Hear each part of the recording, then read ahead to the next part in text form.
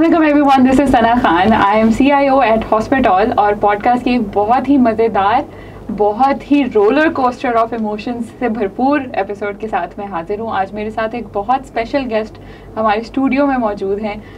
इनको डिफ़ाइन करने के लिए मेरे पास एडजेक्टिव्स ऑब्वियसली कम पड़ जाएंगे because the work that she is doing is larger than life. Pakistan में बहुत कम लोग ऐसे होते हैं, बहुत कम लोग ऐसे मिलते हैं जो पर्सनल एग्नी को, पर्सनल स्ट्रगल्स को चैनलाइज करके उसको कुछ बहुत बड़ा और बहुत अच्छा, बहुत वैल्यूबल और बहुत मीनिंगफुल चीज़ में ट्रांसलेट कर सकें। मेरे साथ स्टूडियो में मौजूद हैं आमना आफ्ताब। अगर मैं आमना को कुछ एडजेक्टिव्स में डिफ़ाइन करूं तो she is a very compassionate person, she is very kind, she is very passionate, she has been a dreamer and she has been able to translate her dreams into reality, and inshallah ta'ala it's going to get bigger and bigger, and she'll make Pakistan proud inshallah. Thank you so much Amna for coming here. Thank you. Obviously लफ्ज़ कम पड़ जाएंगे। BTS में जो हमेशा हम record करने से चूक जाते हैं, उसमें मैंने आमना से एक सवाल किया और मैं चाहूँगी कि मैं सवाल दोबारा दोहराऊँ ताकि आमना का जो दिल को जकड़ लेने वाला एक मैसेज है वो आप सब तक भी पहुंच सके। तो आमना, मैं आपको एज अ सोशल वर्कर अभी डिफाइन नहीं कर रही, वो आपकी जर्नी से हमें खुद पता चल जाएगा कि what kind of larger than life work you are doing. So जो भी आप कर रही हैं, अभी हम सस्पेंस रखते हैं थोड़ा सा, जो भी आप कर रही हैं वो करने के लिए आपकी सबसे बड़ी मोटिवेशन क्या थी? सबसे बड़ी इंस्पिरेशन मेरे काम के लिए मेरे अपने 2 बच्चे हैं जो स्पेशल नीड्स के हैं। स्पेशल नीड्स के बच्चे, अभी जैसे मैं सवाल दोहराऊंगी दोबारा कि स्पेशल नीड्स के डिफरेंटली एबल्ड, स्पेशलिटी एबल्ड बच्चे जो हैं, उनकी मदर्स के लिए ख़ास तौर पे ये देखना, उनके साथ रहना, उनको संभालना, उनकी टेक केयर करना बहुत बहुत दिल गुर्दे का काम है और ऑब्वियसली उसमें एक से ज़्यादा स्ट्रगल्स इन्वॉल्व हैं। तो इसको what drives you every day?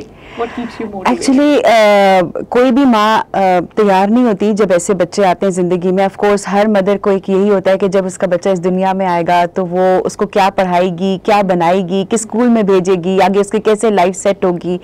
तो वो हर मदर की तरह मैं भी उन्हीं लाइंस पे सोच रही थी।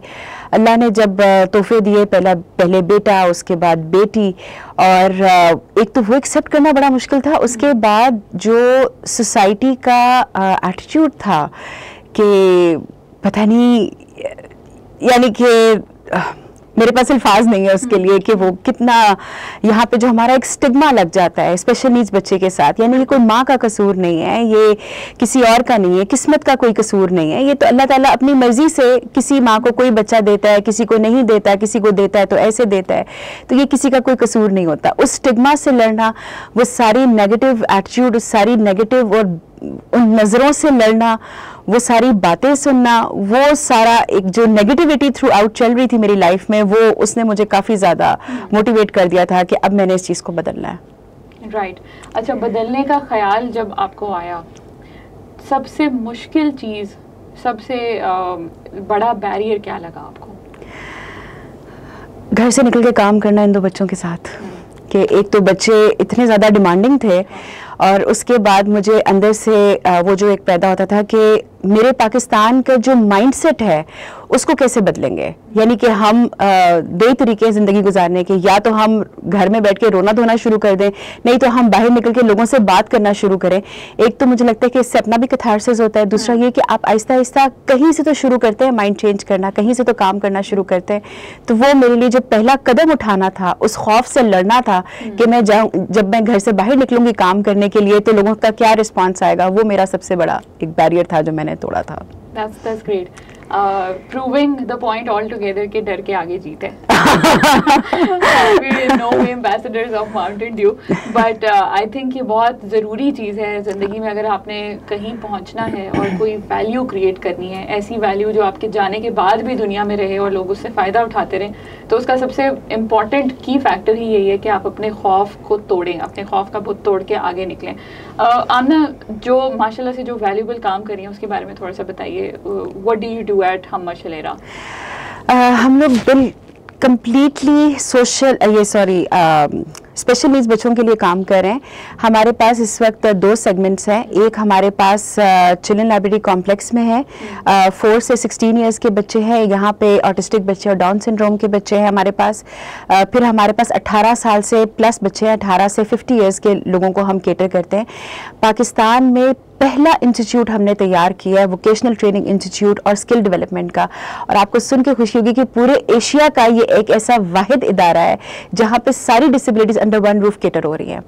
हम लोग इस वक्त 12 कोर्सेज करा रहे हैं मार्केट जॉब के मुताबिक, और माशाल्लाह यानी कि विद इन अ ईयर माशाल्लाह इसने बहुत ज़्यादा एक्सेल किया है माशाल्लाह से। माशाल्लाह। अच्छा, ये माशाल्लाह राह का काम और घर की और बच्चों की जिम्मेदारी, वर्क लाइफ बैलेंस के बारे में हम बहुत बात करते हैं, हम हर इंडस्ट्री लीडर से, मैं खुद भी क्वेश्चन करती हूँ कि जी कैसे मैनेज करते हैं, लेकिन मुझे आज एहसास हो रहा है कि उनका वर्क लाइफ बैलेंस इतना ट्रिकी नहीं है जितना आपके लिए मुश्किल है कि घर पे भी आप बच्चों को भी मैनेज करना, उनको टाइम देना, उनकी ज़रूरत का ख्याल रखना, और फिर बाहर जाके उसको मल्टीप्लाई करके उस काम को करना।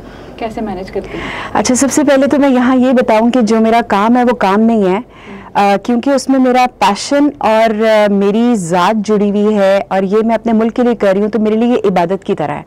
तो वो इबादत आप दिन में 5 दफ़ा करें, 24 घंटे करें या 30 घंटे करें दिन के, तो वो काम नहीं लगता। तो मेरी ज़िंदगी एक्चुअली यही इबादत है, तो मुझे बहुत ज़्यादा बैलेंस करने के लिए प्लान नहीं करना पड़ता, तो दोनों साथ साथ ही चल रहे हैं। This is how you always go through the day. Wow, that's great. ठीक है। अच्छा, इसके इन सारी चीज़ों के, इन जिम्मेदारियों के अलावा अगर आमना आफ्ताब को आप डिफाइन करना चाहें तो कैसे करेंगी? जिम्मेदारियों के अलावा ओके,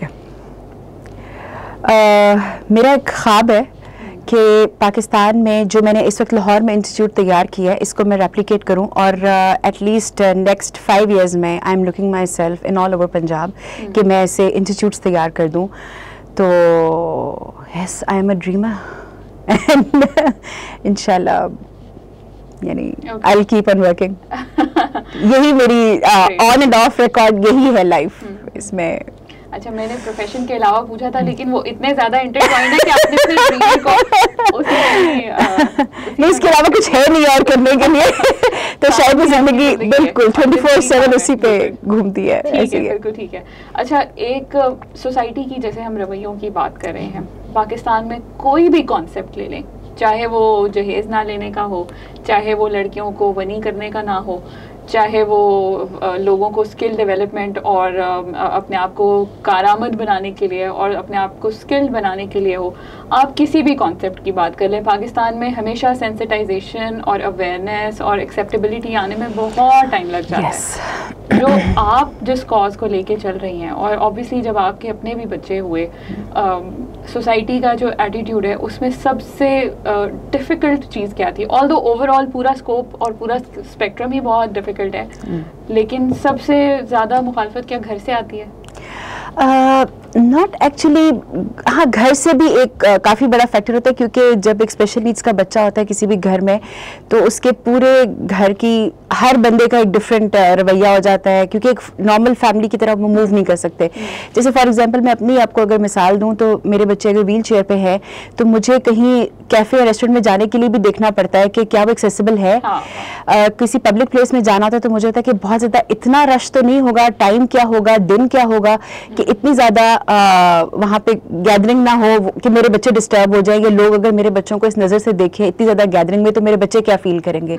तो बहुत सारी ऐसी चीज़ें होती हैं जो हम जैसी फैमिलीज़ को, स्पेशल नीड्स को, हमें देख के मूव करना पड़ता है। फिर बेसिकली ये होता है कि जो आपके इर्द गिर्द का एनवायरनमेंट है वो भी एक्सेप्टेंस जब नहीं दे रहा होता, जैसे शादियाँ हो गई, कुछ ऐसे इवेंट्स हो गए, लोग ज़रा अवॉइड कर जाते हैं, तो वो फिर ऐसी फैमिलीज़ को बहुत ज़्यादा वो अपने आप को लेट डाउन फील करती हैं कि यानी कि हमें बुलाया नहीं जाता, उस तरह पूछा नहीं जाता, किया नहीं जाता, बिल्कुल कट ऑफ हो जाते हैं। तो बहुत सारे फैक्टर्स होते हैं जो स्पेशल नीड्स फैमिलीज़ के साथ वो हो रहे होते हैं। हमने इस सिलसिले में ये किया है कि अब जैसे हमने डिफरेंट स्कूल्स को हमने अपने प्रीमिसेस पे बुलाना शुरू किया है, कॉलेजेस यूनिवर्सिटीज़ के लिए हमने इंटर्नशिप्स खोली हैं। अब डिफरेंट जो बच्चे आते हैं, ये जो हमारी यंग जनरेशन है, जब ये आके हमारे पास इंटर्नशिप करती है हमारे इदारों में, तो इनमें ज़्यादा एक वो फीलिंग पैदा होती है कि एक्सेप्टेंस की कि ये स्पेशल नीड्स को एक्सेप्ट कर सकते हैं। तो जो माइंडसेट हम चेंज करने की बात करते हैं वो एक्चुअली हम इस जनरेशन से शुरू कर रहे हैं। हमारी जनरेशन ने तो जो करना था कर लिया, लेकिन अब आने वाली जनरेशन को हम चेंज कर रहे हैं इंशाल्लाह। माशाल्लाह से आई एम रियली होपिंग कि इंशाल्लाह ताला it will help, it will create an impact. अभी तक का रिस्पांस कैसा है? अल्हम्दुलिल्लाह बहुत अच्छा, बहुत अच्छा। हम लोग जो भी काम कर रहे हैं, जो आके हमारे बच्चों को मिलते हैं, एक हमने बहुत अच्छा एनवायरनमेंट दिया हुआ है वहाँ पे, एक बहुत फैमिली माहौल है। फिर जो लोग आते हैं और जो वो देखते हैं इतने प्यार से सब लोग काम करते हैं हमारे यहाँ। एक्चुअली जब हम लोग आते हैं तो वो देखते हैं कि यहाँ हर एक बच्चे में एक अलग मोजा है। जैसे हमारे एक ब्लाइंड स्टूडेंट है, शी इज़ हेयर स्टाइलिस्ट, वो अब सारा हेयर डू करती है और मेकअप करती है। फिर हमारे कुछ डेफ बच्चे हैं जो कंप्यूटर बड़ा अच्छा काम करते हैं। एक व्हीलचेयर यूज़र है जो बल्ब बनाता है हमारी इलेक्ट्रिशियन की क्लास में। तो काफ़ी सारे सेगमेंट्स हैं जिसमें हमारे बच्चे इतने सारे काम करते हैं कि जो हमारे लिए भी एक सरप्राइज़ होता है। हमारे पास एक स्टूडेंट आता है, उसकी टांगे नहीं है और वो इस वक्त वेट लिफ्टिंग कर रहा है, वो 60 kg का वेट उठा लेता है। उसको हम पाकिस्तान स्पेशल ओलंपिक्स के लिए तैयार कर रहे हैं।